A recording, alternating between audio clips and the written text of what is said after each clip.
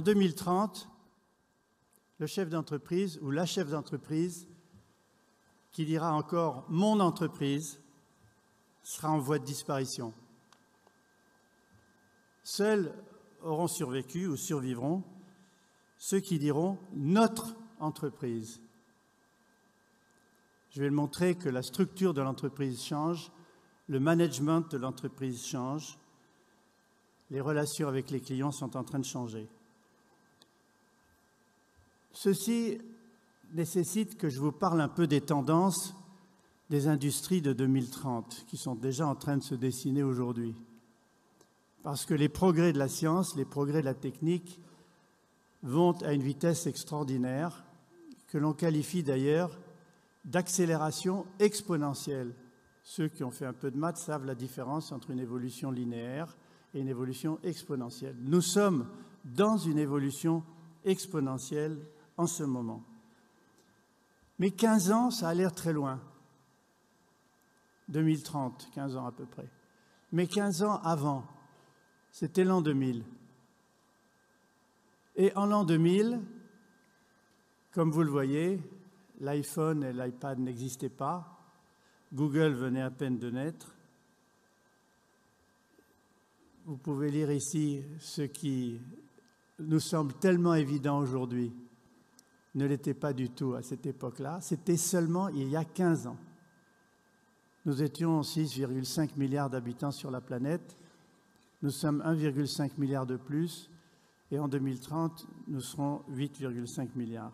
Donc cette accélération exponentielle change complètement notre vision du monde et notre environnement. Et donc ceci se passe à partir de ruptures, ce qu'on appelle de plus en plus des ruptures. J'en ai défini ici 5, mais elles ne sont pas déconnectées les unes des autres. En fait, elles sont toutes ensemble, elles se fusionnent les unes avec les autres. Pourquoi? La première des grandes ruptures, c'est la fin d'Internet. En 2030, Internet aura disparu complètement parce qu'il sera fusionné dans un écosystème numérique, de même qu'aujourd'hui, le gaz, l'eau, l'électricité, l'oxygène que nous respirons font partie de nos vies. L'écosystème numérique va tout relier ensemble. Toutes les activités professionnelles, la production, la distribution, les services, les relations, la politique, l'économie, la culture, l'éducation. La deuxième grande rupture, c'est la rupture de la production décentralisée d'énergie. Ce qui veut dire que les industries offrant des systèmes de production d'énergie décentralisés pour les entreprises et pour les particuliers vont se développer d'une manière considérable. Mais pas seulement la transition énergétique, la distribution d'énergie va être totalement modifiée. Nous rentrerons dans une période que je qualifie de démocratie énergétique. Une énergie en peer-to-peer, grâce à un réseau qui sera sans doute plus important qu'Internet, que j'appelle Enernet. Des smart grids interconnectés les unes avec les autres, où le numérique va jouer un rôle très important. La troisième grande rupture, je l'appellerai, si vous le voulez bien, l'industrie 2.0, c'est-à-dire une industrie bottom-up plutôt qu'une industrie top-down, c'est-à-dire des TPE, des toutes petites entreprises, des PME, fédérées les unes avec les autres, en complémentarité des grandes entreprises qui vont évidemment se poursuivre, mais grâce à la transformation du numérique en matière. La transformation du numérique en matière, c'est notamment ce que font ce qu'on appelle d'un mauvais nom les imprimantes 3D et que je préfère appeler les micro-usines personnalisées qui se développent de grande taille aussi dans les entreprises parce que leur prix diminuant, et vous verrez en 2030 les changements considérables, leur taille augmentant ou leur taille diminuant et la capacité de traiter tout matériau, non seulement du plastique, mais de l'or, de l'argent, du verre, de la céramique, sont en train de conduire à un bouleversement industriel. La troisième grande rupture, c'est celle du mariage du numérique et de la biologie. Le mariage du numérique et de la biologie fait que la santé va passer d'un système curatif à un système préventif, ce qui est un bouleversement pour la grande industrie pharmaceutique, un bouleversement pour l'industrie agroalimentaire.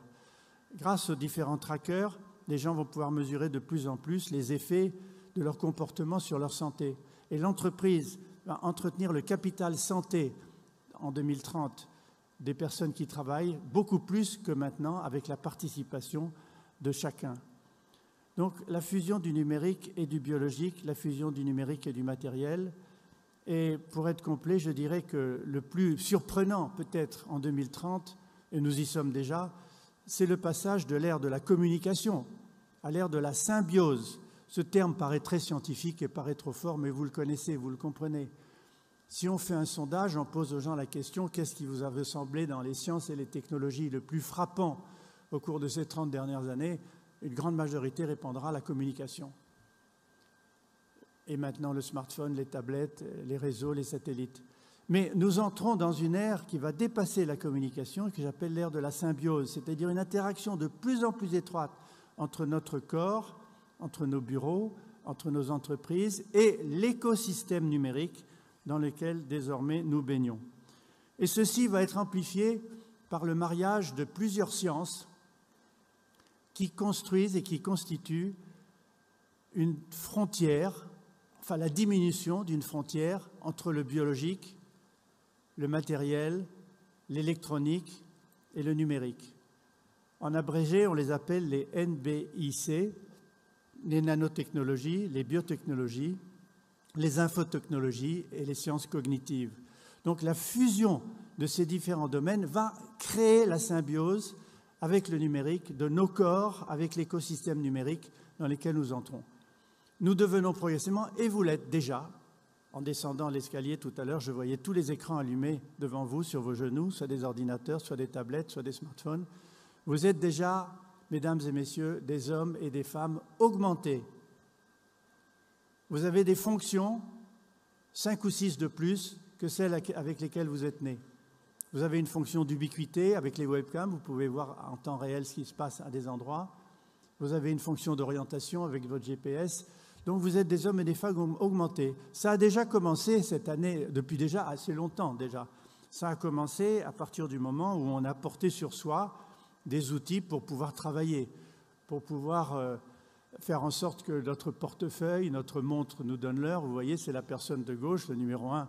En numéro 2, vous voyez une personne qui est déjà, nous, bien entendu maintenant, qui porte des outils métables et pas seulement des outils portables, de plus en plus intégrés à nos bracelets, à nos vêtements, voire aux semelles de nos chaussures, comme on l'a vu au CES à Las Vegas.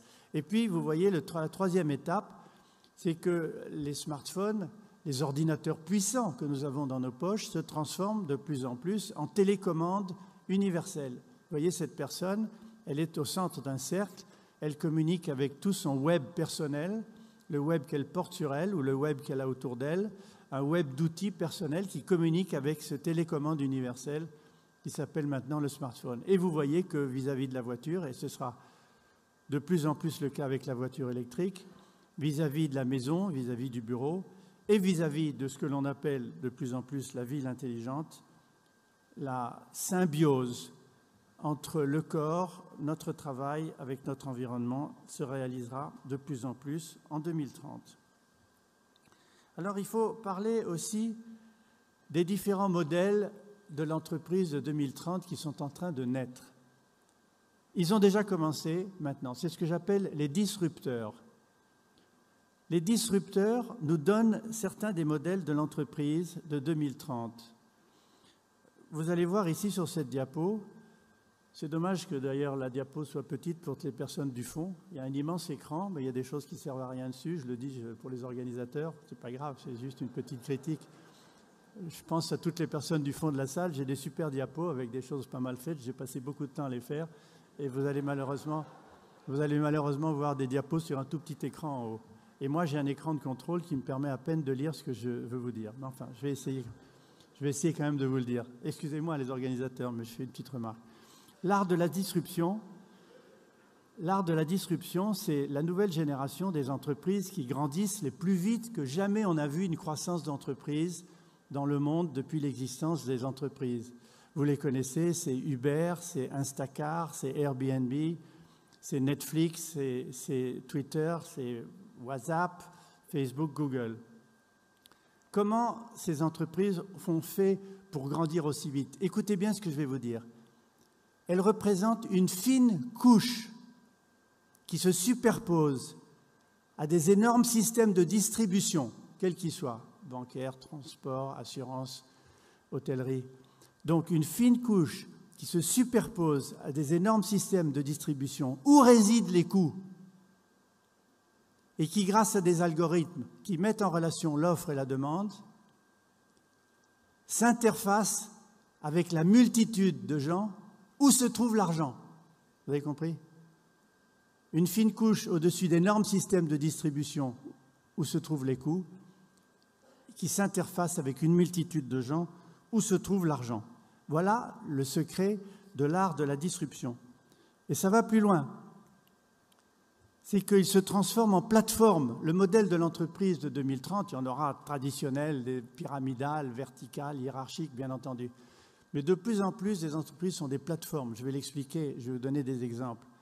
D'abord, comme vous le voyez ici, ces plateformes qui sont bien connues, Uber, la plus grande entreprise de taxi au monde, ne possède aucun véhicule.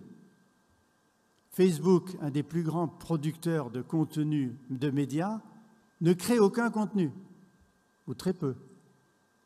Airbnb, la plus grande entreprise aujourd'hui d'hébergement dans le monde, ne dispose d'aucun immobilier. Et Alibaba, une des plus grandes entreprises de e-commerce dans le monde, en Chine notamment, n'a aucun stock. Donc vous voyez que ces entreprises-là ont la capacité de créer cette fine couche par-dessus des systèmes existants en faisant ce que j'appelle la désintermédiation. Ce sont des entreprises de désintermédiation qui inversent, très important pour l'entreprise 2030, qui inverse le modèle classique. Quel est-il? Il va de produits et de services fabriqués par des entreprises, distribués par des réseaux de distribution, amplifiés par le marketing pour toucher des consommateurs qui achètent les produits sur lesquels on obtient une marge bénéficiaire. Le système s'inverse avec la désintermédiation.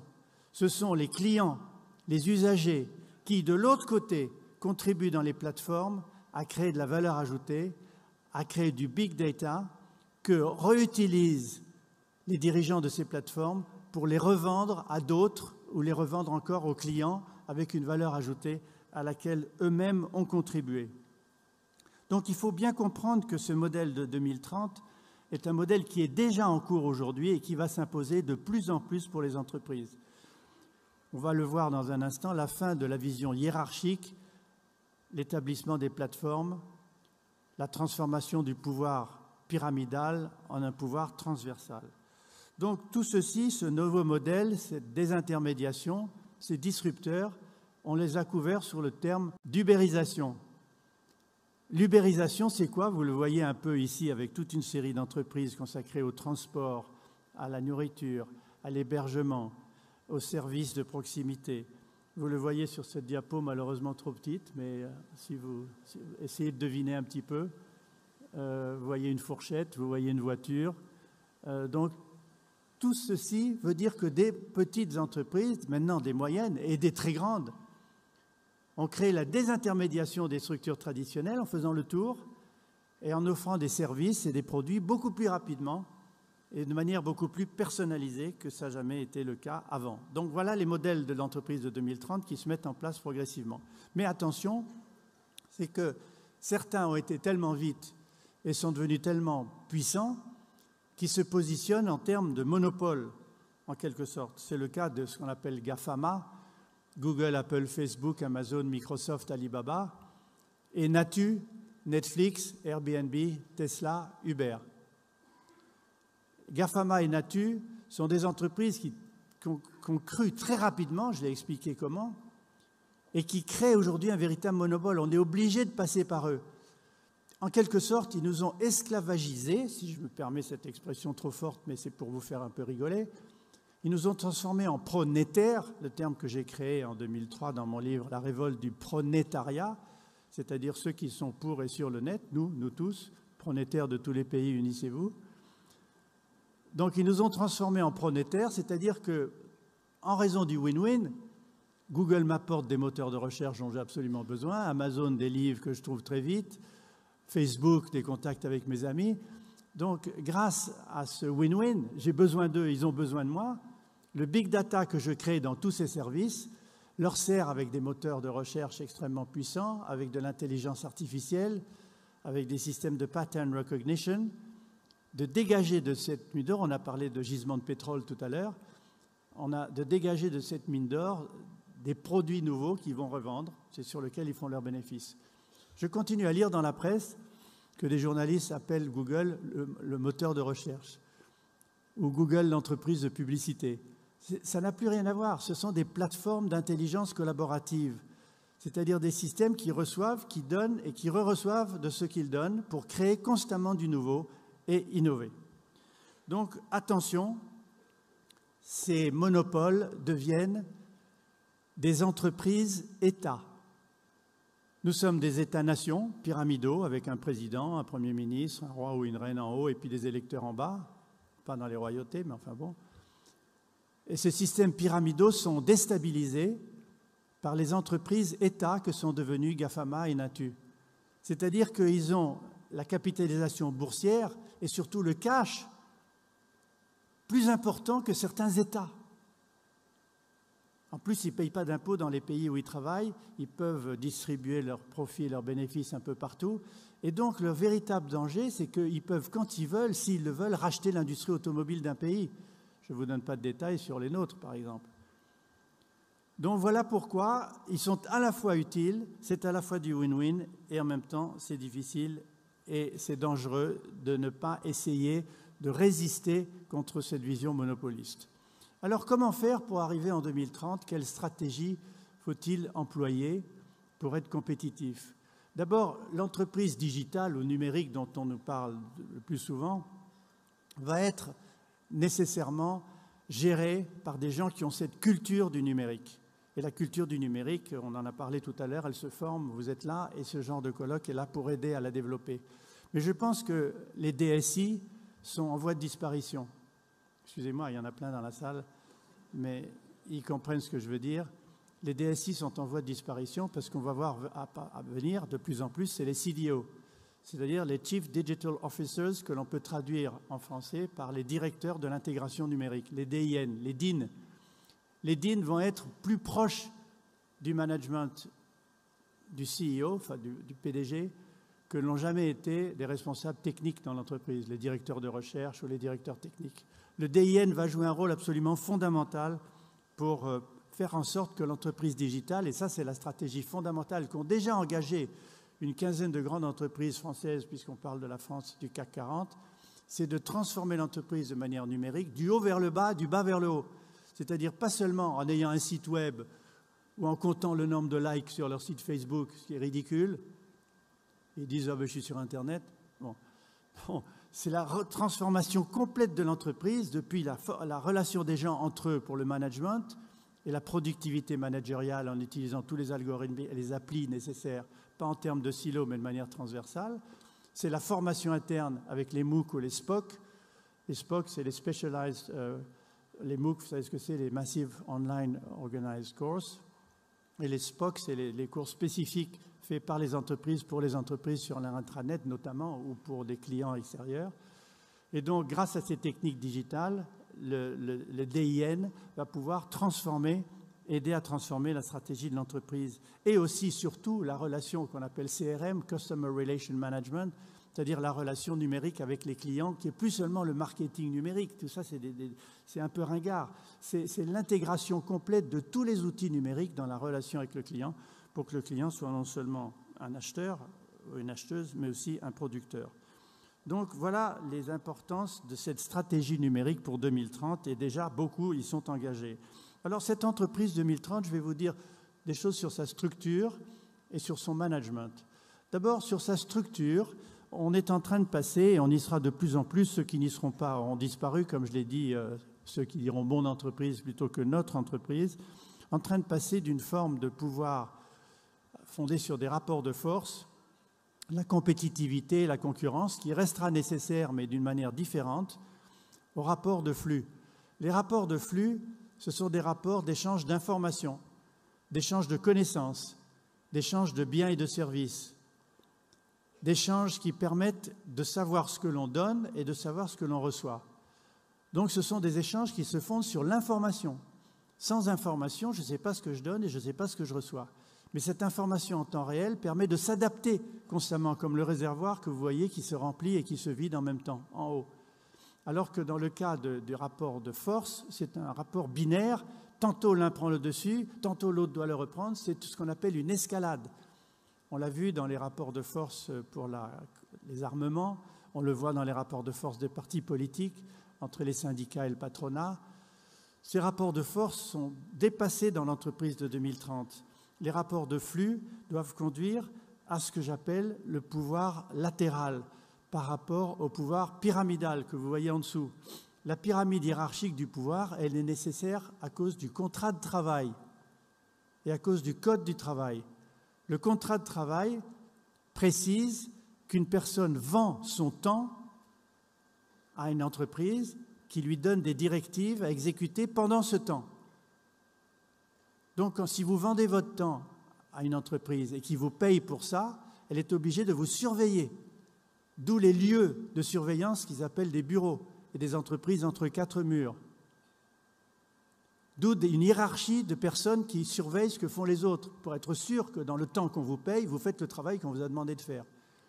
Donc le contrat de travail et le code de travail ont conduit, et c'est en train de changer, je vais montrer pourquoi, à cette vision pyramidale traditionnelle des entreprises classiques en voie de disparition, ou celles qui continueront à être comme ça seront en 2030 en grande difficulté, sauf quelques majors qui vont se garder leur pouvoir en raison de relations politiques et économiques internationales, parfois monopolistes, comme je l'ai dit. Donc vous voyez au-dessus que par rapport à ces rapports de force et cette vision pyramidale de l'entreprise classique est en train d'émerger une entreprise où l'approche du pouvoir transversal, fondée sur des rapports de flux, des échanges, une communication permanente entre les acteurs et les réseaux permanents de ces acteurs, permet de changer la donne et de travailler différemment. Donc on va vers des plateformes, comme je l'ai dit tout à l'heure, beaucoup plus que vers des entreprises classiques pyramidales, des plateformes dans lesquelles, je l'ai dit, je le répète, mais c'est important, le client aura un rôle fondamental. Alors les plateformes, là aussi malheureusement vous ne pouvez pas lire, si peut-être. La plateforme telle que définie par Simon dans son magnifique livre The Age of the Platform, que je vous recommande à tous, Phil Simon. Et en gros, la plateforme, c'est un écosystème adaptable qui intègre rapidement des nouveaux produits et des nouveaux services grâce aux clients qu'on appelle les prosumers, c'est-à-dire des producteurs consommateurs, des partenaires qu'on appelle aussi en anglais les stakeholders, voilà, aux technologies numériques, j'en ai parlé, et aux bénéfices mutuels des acteurs, le win-win. Ça résume un peu ce que je vous ai dit dans les 4 ou 5 diapos précédentes. Donc, se transformer en 2030 en plateforme, c'est une structure différente de l'entreprise classique traditionnelle et le numérique va considérablement y aider. Alors, parlons du management. J'ai dit la structure. Je vous ai dit quelques mots de la structure. Parlons du management. D'abord, avant de parler de management de l'entreprise de 2030, prenons conscience d'un fait indiscutable. C'est le nombre et l'augmentation des travailleurs indépendants. Est-ce que nous allons vers ce que certains préconisent, la fin du salariat classique, dans le cadre de ce que j'ai expliqué, le contrat de travail et le code du travail? Vous voyez ici que la montée des indépendants aux États-Unis, c'est de plus 27%, alors que la montée des salariés, alors que la montée des salariés... Ah, merci, bravo. Alors que la montée des salariats, c'est plus 5,4% aux États-Unis. En 20 ans, il y aura 44 millions d'Américains travaillant en indépendant sur une base hebdomadaire régulière. Retenez ça, mais je continue. Ça va plus loin. Ce qu'on appelle les millennials, ce qu'on appelait jadis la génération Y ou la NetGen en France. Les millennials, c'est ceux qui avaient entre 5 et 10 ans au tournant de l'an 2000. C'est pas vous.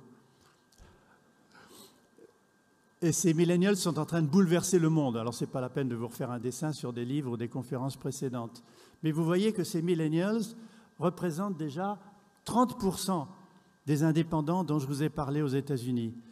Leur nombre est passé de 19 millions en 2011 à de 1,9 million en 2011 à 5,35 millions en 2015 par rapport aux baby boomers, 33%, aux seniors, etc. Donc vous voyez que ce travail indépendant prend une place de plus en plus grande aux États-Unis et dans le monde. Vous voyez qu'en France, le nombre des indépendants s'accroît très vite Plus 25% en 5 ans, nous avons 2,8 millions d'indépendants. Vous voyez la croissance comparée à la croissance des salariés traditionnels.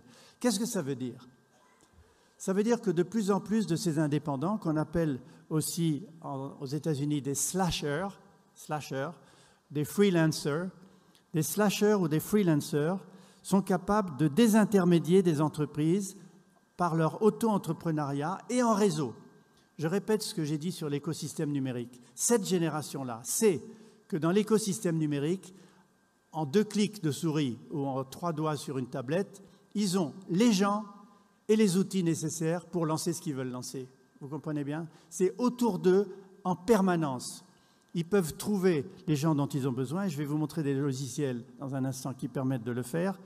Et les outils, les applis, il y a 2,6 millions d'applis téléchargeables en iOS et en Android, de les trouver tout de suite dans l'écosystème numérique. Donc ces slashers, ces indépendants, ces freelancers bouleversent la structure de l'entreprise, bouleversent la relation entre la production, la distribution, le travail et les clients. Alors, dans tout ça, est-ce que le manager augmenté de demain et la manageuse, terme qui n'est pas très beau mais qui veut bien dire ce qu'il veut dire, vont-ils avoir à gérer une coopérative d'indépendants? C'est la question que je pose. Je pense que le manager augmenté, qui dans mon esprit ne sera pas seulement augmenté avec des nouvelles technologies, depuis le temps qu'on dit nouvelles, disons avec les technologies du numérique, pas seulement augmenté par la tech, augmenté par les gens. Le manager augmenté sera quelqu'un qui sera augmenté grâce aux gens qu'il aura su organiser en réseau, en projet pilote, en projet permettant d'avancer ensemble, d'évaluer son avance par rapport à ce que l'on cherche comme objectif. Donc c'est ça le manager augmenté de demain, augmenté grâce aux gens. Est-ce qu'il aura à gérer une entreprise, comme le dit Michel Hervé, qui deviendra de plus en plus une coopérative d'indépendants? La question se pose pour 2030. Est-ce que le management du futur va être une gestion d'une coopérative d'indépendants, où les qualités du manager ou de la manageuse vont être différentes? Les qualités qui aujourd'hui sont surveillance, contrôle, récompense, réprimande, vont-ils se fonder sur d'autres valeurs? Et si j'ai mis ici 2030 l'apport des manageuses, c'est parce que je pense que les entreprises qui n'auront pas au moins 50% de femmes et 50% de femmes dans leurs équipes exécutives seront vouées à disparaître. Je le dis comme je le pense et comme je le pratique. À la Cité des Sciences et dans Univers Sciences, nous sommes 1500 personnes. Quand je regarde le CODIR, le comité de direction du lundi matin, nous avons une grande salle avec une table de 40 personnes. Il y a 32 femmes et 8 hommes. Parce que les femmes ont une capacité créatrice, une vision systémique, contextuelle des interdépendances entre les choses, beaucoup mieux que nous. Nous sommes trop analytiques, trop cartésiens, trop linéaires dans nos décisions, trop ponctuels, trop concurrentiels, trop compétitifs. Je ne dis pas que les femmes ne sont pas concurrentielles et compétitives. Je connais des femmes de pouvoir extrêmement terrifiantes. J'en ai pratiqué quelques-unes. Mais je pense surtout que les qualités des femmes sont essentielles à l'entreprise de 2030 et qu'elles ne sont pas suffisamment représentées dans un pays comme le nôtre et certains pays latins de l'Europe. Je voyage énormément, je donne des conférences dans le monde entier. Ma société Biotix conseille une quinzaine de grandes entreprises dans le monde et je suis stupéfait de voir la proportion féminine par rapport à la proportion masculine. Je suis pratiquement à 50 ou 60 quand je vais en Suède ou dans des pays nordiques. Donc voilà, je tenais à vous dire que la manageuse de 2030 va être essentielle dans son type de management et dans sa relation avec le personnel de l'entreprise, beaucoup d'indépendants internes. Alors, les qualités dont je parlais tout à l'heure, pour les hommes et pour les femmes, pour moi, elles sont au nombre de 5 principales. Alors évidemment, il y a le savoir-faire managérial qu'on apprend à l'INSEAD ou à Harvard Business School, dans les bonnes écoles de management. Je parlais tout à l'heure avec le directeur de l'école de management de Lyon. Bien sûr, il faut apprendre des choses, il faut du savoir-faire et une compétence. Mais il faut surtout 5 choses. 1, du charisme. 2, de la vision à long terme. 3, des valeurs d'empathie, d'altruisme, de générosité, de respect de la diversité, de respect des autres. 4, une écoute permanente des gens. 5, la confiance. Moi, j'ai développé dans mon expérience, j'ai passé 12 ans aux États-Unis à faire de la recherche, à enseigner, et j'ai pris aussi des cours de management à la Sloan School. J'avais inventé ce que j'appelais le MBWA. Vous savez ce que c'est que les MBA? C'est le Management of Business Administration. Moi, le MBWA, c'est le Management by Walking Around. C'est-à-dire aller voir les gens dans leur bureau, discuter avec eux, être en proximité constante et être capable de comprendre les gens, d'être empathique et généreux vis-à-vis d'eux. Donc, ces caractéristiques du management du futur sont essentielles dans l'entreprise de 2030, que je résume ici et qu'enfin vous pouvez lire. C'est premièrement de bien accompagner le pouvoir transversal, c'est-à-dire ce qu'on appelle l'intelligence collaborative, l'intelligence connective par les réseaux internes de l'entreprise, on appelait ça jadis des intranets, et par l'intelligence collective, c'est-à-dire de créer les conditions qui font que les gens résolvent les problèmes à l'endroit où ils se trouvent plutôt que d'attendre les directives venant du sommet. C'est importer dans l'entreprise les outils du net. Bon, le net, je vous ai dit, c'est l'écosystème numérique en 2030. Il y aura des outils qui circuleront absolument partout. Il faut les introduire dans l'entreprise. Et les meilleurs pour nous aider à les entreprises, c'est les millennials. Pas mal d'entreprises que je conseille me disent « Monsieur René, bon, j'ai compris l'entreprise digitale, l'importance du numérique. Comment je fais pour changer? J'ai des gens qui ont 55, 60 ans. J'ai beaucoup de mal. Comment je vais faire ?» J'ai dit « Engagez des stagiaires de 20 ans. » Un stagiaire ou une stagiaire de 20 ans qui a la culture du numérique va faire en 3 mois ce qu'un ingénieur va vous faire en 3 ans. Ça, c'est la réalité. Et en plus de ça, on peut créer avec les seniors de l'entreprise une coéducation intergénérationnelle où les jeunes apprennent aux seniors l'utilisation latérale de tous ces outils, les apps, les applis, les logiciels, la combinaison de tous ces outils entre eux. Et les seniors apprennent à ces plus jeunes à contextualiser l'information dont ils sont boulimiques et qu'ils reçoivent d'une manière pléthorique sans contextualiser cette information sous un angle politique, économique, philosophique, voire spirituel. Donc je crois que la coéducation intergénérationnelle et l'apport des millennials dans l'entreprise sont des éléments essentiels pour changer, pour pouvoir évoluer. Vous voyez aussi que j'ai mis ici dans le management des organisations fluides en 2030, j'ai mis en plus d'utiliser la culture numérique des millennials, de promouvoir l'innovation à tous les niveaux. Ça a été dit tout à l'heure par M. Watley. C'est extrêmement important. Mais attention, ne confondons pas l'innovation et les systèmes innovants. Je m'explique. Moi, je vous propose, vous avez vu ça sur Twitter ou dans mes articles sur mon site de rené.com, vous avez vu que je dis, attention, quand on pense innovation, quand les gouvernements, les ministres de l'économie ou les entreprises parlent, il faut développer l'innovation pour accélérer la croissance. Oui, mais attention, innovation, ce n'est pas qu'un produit ou un service qui nous fait dire pourquoi est-ce qu'on n'a pas inventé Google ou pourquoi est-ce qu'on n'a pas inventé l'iPhone. Ce n'est pas ça le problème. C'est qu'on oublie, en se concentrant sur l'innovation produit ou l'innovation service, le système dynamique et évolutif qui a permis de faire émerger l'innovation. C'est ça qui est important. C'est le système d'émergence de l'innovation que j'illustre par la diapo que vous allez voir dans un instant, après avoir dit que, enfin, pour le manager de 2030, en plus de tous les outils numériques dont j'ai parlé, l'important surtout, c'est de promouvoir le lien humain, le lien social, la relation humaine. Les meilleurs capteurs de ce qui se passe dans l'entreprise, ce sont des humains. Ce n'est pas un tableur Excel, ce n'est pas un robot, ce n'est pas l'intelligence artificielle.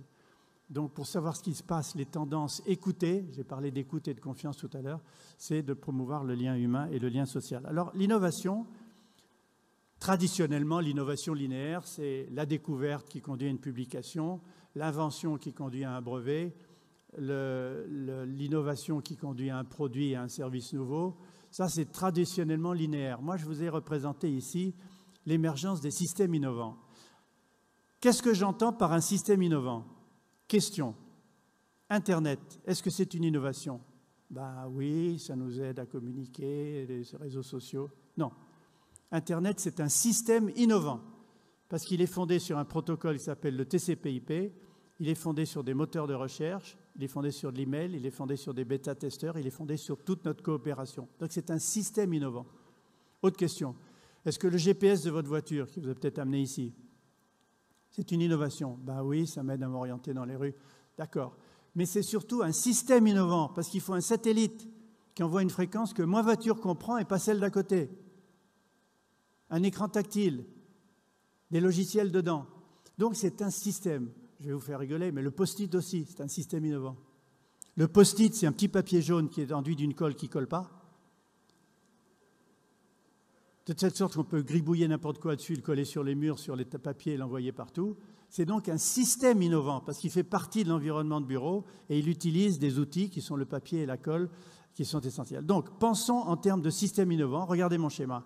C'est-à-dire que la première étape, c'est la catalyse. La catalyse, c'est tout travail de directeur de recherche, tout travail de personne de prospective dans une entreprise. C'est de rassembler des tendances, de rassembler des structures qui ne communiquent pas. Moi, j'ai fait ça à Pasteur pendant une quinzaine d'années. Les physiciens avec les biologistes avec les chimistes. Parlez-vous, discutez entre vous.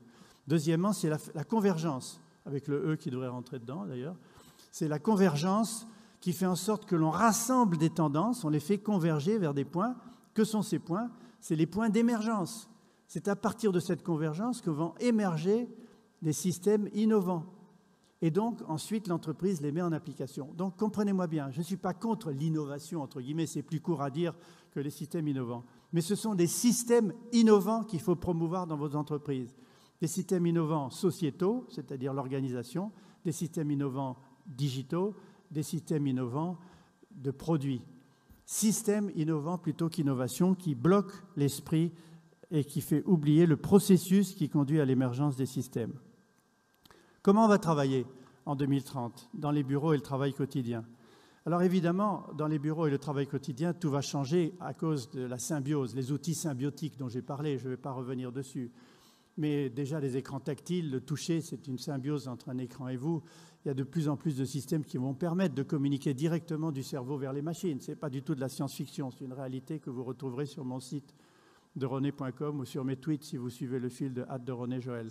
Donc je parle de ça régulièrement et j'explique que c'est en train de progresser dans le monde sur ces sujets-là.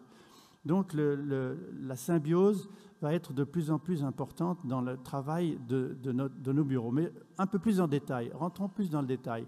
Par exemple, il va y avoir, j'ai déjà testé ça au MIT, je pratique certains d'entre eux dans des expériences qu'on fait à la Cité des Sciences. Imaginez des salles de réunion avec une écoute des espions permanents, avec notre accord, qui sont des algorithmes proactifs. Ces algorithmes proactifs sont capables, ils existent déjà, de résumer ce qui se dit dans toute la réunion. Soit ils peuvent faire le verbatim automatiquement, ce n'est pas quelqu'un qui tape, hein. C'est le langage to texte. Ils peuvent faire des résumés de 3-4 pages, ils peuvent faire des synthèses d'une demi-page. Donc déjà, ça existe et ça va se développer encore plus en 2030. Les réunions seront prises en vidéo. Et la vidéo pourra être retrouvée par des mots-clés sur des moteurs de recherche vidéo, de manière à retrouver ce qu'il y a 6 mois, on a dit d'important au moment où on a tous parlé du nouveau produit qu'on voulait lancer en 2040. Donc, le travail dans les bureaux va être modifié complètement par des algorithmes proactifs, l'intelligence artificielle, la capacité de géolocaliser les gens quand on le veut, d'organiser les bureaux en fonction des déplacements et des plannings. Et vous verrez que pour le développement durable, ça va jouer un rôle très important, de pouvoir allumer les bureaux, le chauffage, l'éteindre à certains endroits. Donc là, le bureau va se réguler comme un corps humain et les gens vont travailler différemment avec ces outils.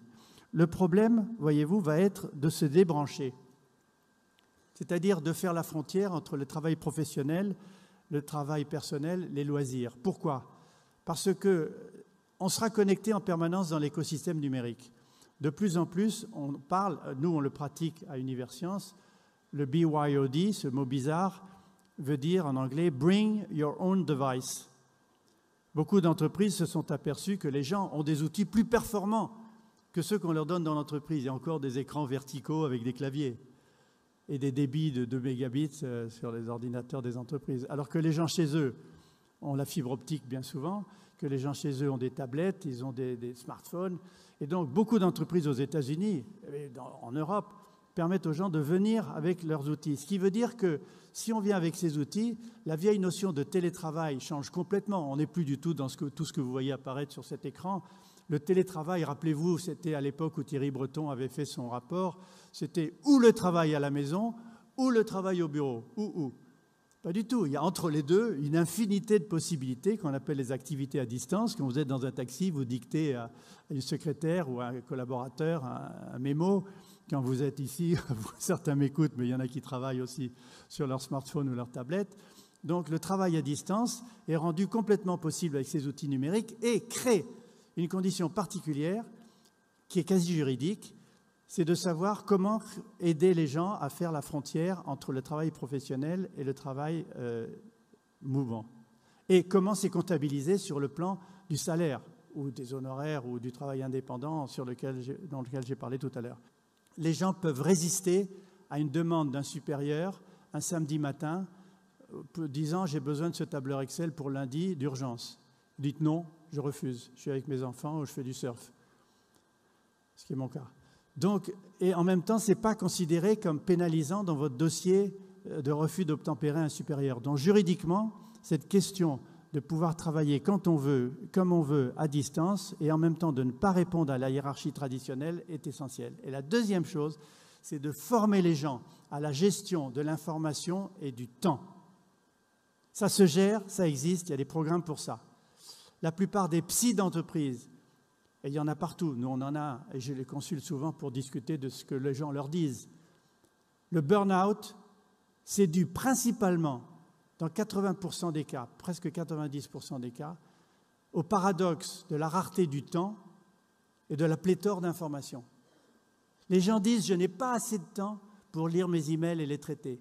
J'ai trop de mails, j'ai trop de notes, j'ai trop d'informations qui viennent partout. J'ai Twitter, sur Facebook, les gens m'envoient des trucs, je n'ai pas le temps. » Donc, rareté du temps, pléthore d'informations. Tel est le monde dans lequel nous vivons aujourd'hui, en dehors de l'entreprise et dans l'entreprise. Donc, il faut que l'entreprise passe par une formation interne permettant aux gens à éviter le burn-out pour l'entreprise de l'an 2030. Alors, vous voyez ici, dans ce travail à distance en 2030, et je vous l'ai dit pour les États-Unis, 44 millions d'Américains travaillent à distance, télétravail, sont des slashers ou des freelancers, ça augmente considérablement en France. Il y a des logiciels, j'en ai sélectionné 3, mais j'en connais 20, Upwork, WeWork ou Square, qui permettent à n'importe quelle personne tout de suite de lancer quelque chose. Vous avez quelques idées avec des amis que vous avez trouvées dans l'écosystème numérique, vous êtes 4 ou 5 ou 6 à savoir, un le management, l'une le numérique, l'autre la relation client, et vous décidez de vous lancer. Alors jadis, on allait voir une banque qui vous demandait un programme sur 5 ans, prévisionnel, une étude de marché, sinon ils ne vous prêtaient pas de l'argent, d'autant plus que vous devriez donner des tas de garanties. Ça, c'est complètement fini. C'est même plus la peine d'y penser. Ils sont en train de disparaître, ce genre de gens. Donc, ce que font les slashers et ce que font les start-upers et les nouveaux entrepreneurs, c'est de créer tout de suite les conditions qui leur permettent de montrer à leurs futurs clients le produit ou le service qu'ils veulent montrer sur Internet, avec des vidéos, avec tout ce que vous voudrez. De telle sorte que ce sont les futurs clients qui, passionnés par le produit, vont financer le départ de cette entreprise. C'est ce qui est favorisé aussi par ce qu'on appelle le crowdfunding et le crowdsourcing, c'est-à-dire aux États-Unis, des entreprises qui financent des nouveaux produits, ou bien KissKissBankBank en France, créé par Adrien Aumont et 2 ou 3 autres, Kickstarter.com aux États-Unis. Donc, vous voulez un bureau, vous allez sur WeWork. WeWork, c'est le Airbnb des bureaux. Ils sont maintenant en Europe. Vous trouvez un bureau. Et plus que ça, c'est que WeWork crée un club d'affaires, un club d'entreprise qui permet aux gens de collaborer très très vite sur des sujets et se mettre ensemble et partager leur savoir. WeWork. Vous avez besoin d'un programmeur, d'une programmeuse, vous avez besoin d'un logiciel de relations clients, vous avez besoin d'un logiciel d'extraction du big data, des informations pertinentes pour votre entreprise, Upwork. Vous allez sur Upwork, il y a toute une série de cases, de propositions. Je suis programmeur ou je suis graphiste, je suis spécialiste de dessin animé, et d'autres cases de demande. J'ai besoin d'un graphiste, j'ai besoin de spécialistes de dessin animé. Et immédiatement, en 3 clics de souris, le contact est établi. Le salaire est discuté ou les honoraires si on est un indépendant. Square gère toute la comptabilité. Gère la comptabilité quotidienne, gère le bilan de l'entreprise, gère le fisc, les impôts, tout. Donc avec Upwork, WeWork et Square, je ne vous donne que 3 exemples, j'en ai 20 et d'autres qui sont déjà en France et en Europe, on peut travailler à distance et démarrer son entreprise. Et ça va bouleverser l'entreprise de 2030 qui, dans certains cas, de plus en plus, va devenir, comme je l'ai dit, une coopération, une coopérative d'indépendants. Comme l'a très bien compris Jeremy Rifkin lorsqu'il a parlé de la troisième voie industrielle du futur, à côté du capitalisme classique qui va perdre sa place première, il va rester bien entendu. Rifkin n'a pas dit que le capitalisme allait disparaître, il a simplement dit qu'il allait prendre une place moins prépondérante à côté de ce que Rifkin appelle les collaborative commons, que je traduis en français par les communautés collaboratives, la société collaborative, société de partage dont on parle, et le dirigisme étatique qui va continuer avec ses grands programmes et donneurs d'ordre sur des gros chantiers à long terme. Donc, dans la société collaborative, Rifkin nous a dit, la France, notamment dans le monde, a un rôle de pionnier avec les mutuelles, avec les coopératives agricoles, avec les coopératives d'ouvriers. Donc, on va vers ça de plus en plus et ça va conduire à une différente forme de structure d'entreprise en 2030. Enfin, je voudrais parler du développement durable, puisque 3 mots que vous voyez apparaître ici vont être fondamentaux en 2030 pour les entreprises. C'est ce qu'on appelle l'économie circulaire, dans laquelle l'entreprise recycle certains de ses produits ou des services, ou avec d'autres fait en sorte, c'est ce qu'on appelle l'écologie industrielle, ces outputs, ces produits qu'elle rejetterait, servent d'input pour d'autres entreprises, soit parce qu'elles sont à proximité dans une technopole, soit parce qu'on peut faire des transports qui ne coûtent pas cher. Donc l'économie circulaire va contribuer d'une manière considérable au développement durable de l'entreprise citoyenne. Et l'écologie industrielle. La transmobilité, c'est la possibilité pour l'entreprise de faire en sorte que sa flotte d'entreprises puisse être, nous allons le voir, à mobilité durable. Donc, pour ce développement durable, il est passé assez inaperçu après la COP21 3 choses que je voudrais vous rappeler. On a parlé du fait que 195 chefs d'État étaient prêts à signer un accord pour ne pas augmenter que la température du globe à 1,5 degré d'ici la fin du siècle. OK, on verra. Mais 3 choses sont passées totalement inaperçues. Premièrement, c'est Mission Innovation, lancé par Bill Gates, lancé par Elon Musk, lancé par Jeff Bezos, Richard Branson de Virgin. Ce sont des milliardaires de l'industrie internationale qui ont décidé de mettre des milliards de dollars dans la croissance verte et dans le développement des énergies renouvelables pour faire en sorte que certaines entreprises puissent fonctionner à 100% en énergie renouvelable d'ici 2030, 2040 et évidemment 2050. La seconde chose qui est passée totalement inaperçue, c'est la proposition du Premier ministre indien, Narendra Modi, qui a proposé de créer une alliance solaire mondiale.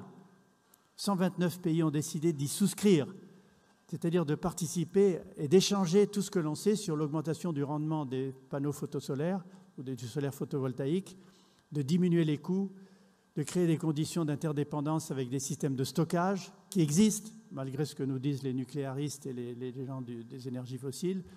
Les systèmes de stockage existent, la transition énergétique est tout à fait possible. Et c'est le troisième aspect, c'est que se sont réunis le 4 décembre à la mairie de Paris, enfin à l'hôtel de ville, sous la création de Michael Bloomberg, l'ancien ministre de New York et d'Anne Hidalgo, 1000 maires de grandes villes mondiales qui ont déclaré officiellement qu'en 2050, ils seront 100% autonomes en énergie par le mix des énergies renouvelables entre elles, les énergies alternatives, le vent et le soleil, étant compensées par des énergies permanentes, que sont la biomasse, l'hydroélectricité ou la géothermie par exemple, et le tout distribué par des smart grids interconnectés entre elles qui s'adaptent à l'offre et la demande qui constituent Enernet dont j'ai parlé. Donc c'est les 3 éléments fondamentaux qui sont passés inaperçus ou peu médiatisés à la suite de la COP21 vont jouer un rôle fondamental dans l'entreprise de 2030. Déjà, on voit apparaître, grâce à Vinci et à Bouygues notamment, s'ils sont dans la salle, certains d'entre eux, je les félicite, des green office, des bâtiments à énergie positive qui produisent, par exemple, dans le cas de Meudon, 78 kWh par mètre carré, alors qu'ils consomment 72 kWh par mètre carré. Donc, sur 25 000 mètres carrés de surface, vous voyez que cette énergie est partageable dans le réseau et entre les gens. Donc, qui dit bâtiment à énergie positive, et les villes vont devenir de plus en plus à énergie positive en 2030, 2040, 2050. Copenhague le sera en 2035, Sydney et San Francisco en 2040. Le partage devient possible. Qui dit énergie positive dit partage, dit Enernet, dit démocratie énergétique. Et ça, ce sera un changement fondamental pour l'entreprise de demain. La mobilité électrique et à hydrogène va être très importante pour la flotte de transport des entreprises. Et déjà, beaucoup d'entre elles achètent ce type d'automobile. L'hydrogène, dans une pile à combustible, fabrique de l'électricité et, soit dit en passant, l'hydrogène est un moyen de stocker l'énergie solaire, puisqu'avec des panneaux solaires et l'électrolyse de l'eau, vous faites de l'oxygène d'un côté, de l'hydrogène de l'eau. Je vous rappelle que l'eau, c'est H2O. Et qu'un courant électrique, vous apprenez ça en 5e, qui passe dans l'eau, ça sépare l'oxygène et l'hydrogène. Donc l'hydrogène par électrolyse solaire permet de stocker l'énergie solaire, ce qu'ont bien compris les Allemands, puisqu'ils stockent des quantités considérables d'hydrogène dans des mines de sel pour assurer le lissage de la demande en énergie. Donc la possibilité de changer la flotte, c'est aussi la possibilité de changer la maison et les bureaux avec ce que l'on appelait jadis la domotique. C'est comme Internet, ce sera fini en 2030. Internet remplacé par l'écosystème numérique, la domotique par la home automation. Qu'est-ce que ça veut dire, la home automation? C'est que contrairement à des standards de domotique voulus par Philips, Sony, Bang & Olufsen, Schneider, l'interopérabilité d'aujourd'hui avec le TCP/IP d'Internet, Bluetooth, Zigbee, pour ceux qui savent ce que c'est, et le téléphone portable, rend la maison interopérable. Rappelez-vous ce que j'ai dit sur le smartphone, il devient la télécommande universelle, qui va vous servir à parquer votre voiture électrique, à savoir combien il reste de batterie dans la batterie et à contrôler votre maison à distance. Au CES, il y a 3 jours, Ford a annoncé qu'il faisait la connexion entre la voiture connectée électrique, contrôlable par un smartphone, et la maison automation, contrôlable par un smartphone. Donc tout ceci avance très vite. Alors pour terminer, je vous laisse mûrir cette diapo qui est volontairement un peu complexe, mais à mon avis, à la beauté du futur. Et vous voyez que quand je parle de la beauté du futur, je parle en tant qu'espoir dont M. Wathelet parlait tout à l'heure. Mon rôle, ce n'est pas de décrire les catastrophes à venir. Les médias le font beaucoup mieux que moi. Mon rôle, ce n'est pas de décrire la catastrophe, les crises, les horreurs.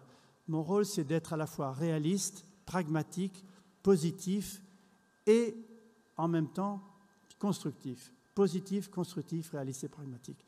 Et pour ça, je vous prédis que nous allons vers ce que j'appelle l'homme symbiotique. J'ai décrit des éléments de symbiose entre les outils numériques et notre propre travail dans nos bureaux ou à distance. Et ceci crée des conditions tout à fait nouvelles. J'ai appelé dans plusieurs livres le cerveau planétaire. Le fait, tenez-vous bien, et c'est très déroutant pour beaucoup d'entre vous qui m'écoutent là maintenant dans cette salle, nous sommes en train de construire en tant que cellules vivantes et neurones un organisme vivant qui a la dimension de la planète que Teilhard de Chardin appelait la noosphère, qu'on a appelé la cybersphère, mais c'est beaucoup plus que ça. Il n'y a pas seulement la communication quasi neuronale dans un réseau neuronal, il y a le métabolisme énergétique et financier qui circule dans cet organisme vivant. Donc nous sommes les constructeurs internes d'un organisme vivant que j'ai appelé le macro-organisme planétaire, qui a déjà et qui va avoir un impact de plus en plus grand, non seulement sur les entreprises, c'est notre but d'en parler de l'entreprise de 2030, mais sur le politique, l'économique, l'industriel, la culture, voire notre approche philosophique du monde dans lequel nous vivons. Parce que l'important, ce ne sera pas le transhumanisme, comme certains nous le proposent, c'est-à-dire prolonger la vie de 1000 ans, qui est une vision élitiste, égoïste et narcissique, en se concentrant sur l'individu. L'avenir n'est pas, je ne vais pas reprendre le terme de collectif, il est tellement ridiculisé depuis les échecs du communisme, mais il est dans la capacité de coopération ensemble pour construire ensemble notre avenir. C'est une des plus belles choses que nous puissions faire ensemble. Et l'entreprise de 2030 en est une étape. Je vous remercie.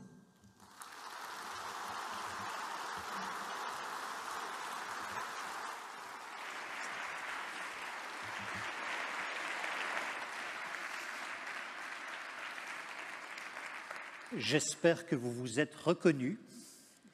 Vous êtes donc des dirigeants qui allaient diriger des hommes symbiotiques dans des entreprises plateformes, en étant des managers aux 5 vertus, charisme, vision, valeur, écoute, confiance et vous dirigerez l'ensemble en regroupant des indépendants selon les projets que vous voulez faire avancer. Avec donc des collaborateurs symbiotiques qui pourront vous désobéir si jamais c'est nécessaire, en tous les cas, ne pas accepter les injonctions, toutes les injonctions de la hiérarchie, pouvoir s'affranchir du lieu et du temps pour travailler, et le tout, et ça c'est votre tâche, et vous avez beaucoup insisté là-dessus, le tout en augmentant encore la qualité du lien humain et social. Ceci pose beaucoup de questions, Monsieur de René. Pendant que vous parliez, il réfléchissait, et voici au moins une question d'un dirigeant ici présent qui vous pose la question suivante. Actuellement, moi, j'ai des seniors de 40 ans. Je fais comment pour les emmener vers votre monde? Alors, j'ai parlé de la coéducation intergénérationnelle. Dans l'entreprise, pour faire en sorte que ces seniors puissent reprendre goût et reprendre contact, il faut les mettre en relation avec des jeunes stagiaires et faire de la coéducation intergénérationnelle pour faire comprendre que le numérique, ce n'est pas simplement l'usage de logiciels, c'est une culture qui est dans la tête. La deuxième question, dans tout le monde que vous nous dessinez, il y a des invariants apparemment. Quand je dis invariants, je veux dire par là, vous insistez encore une fois profondément sur la qualité du lien humain. Ceci ne changera jamais, selon vous? Au contraire, ça devrait s'amplifier. Quand j'ai parlé dans une de mes diapositives de se débrancher, j'ai dit qu'il fallait, le plus difficile dans l'écosystème numérique dans lequel nous sommes connectés en permanence, c'est de prendre la décision, c'est une décision personnelle, je me débranche. Je me refuse d'être sur Facebook, par exemple. Moi, je ne suis pas sur Facebook. Je suis sur Facebook en tant que fan Facebook, c'est-à-dire que je reçois des messages sur mon wall et je réponds. Mais je n'ai pas d'amis, les gens ne savent pas qui sont mes amis.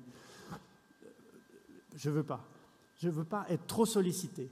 Donc, apprendre à se débrancher, apprendre à prendre du temps pour parler aux gens, pour parler à ses enfants, pour parler à sa famille, pour voyager, pour voir le monde, va devenir de plus en plus important.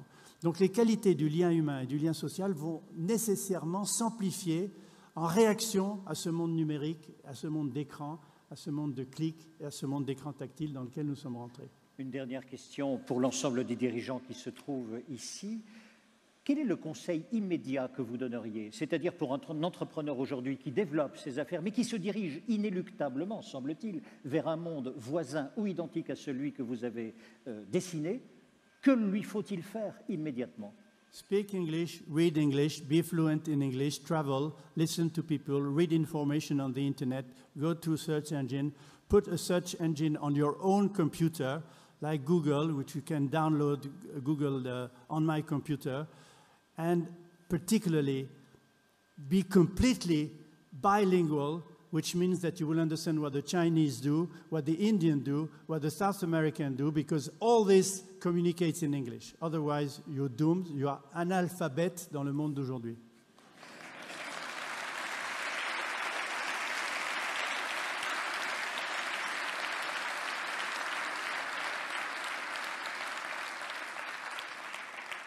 J'ai envie de vous dire thank you, Joël de René. Merci beaucoup, Joël de René.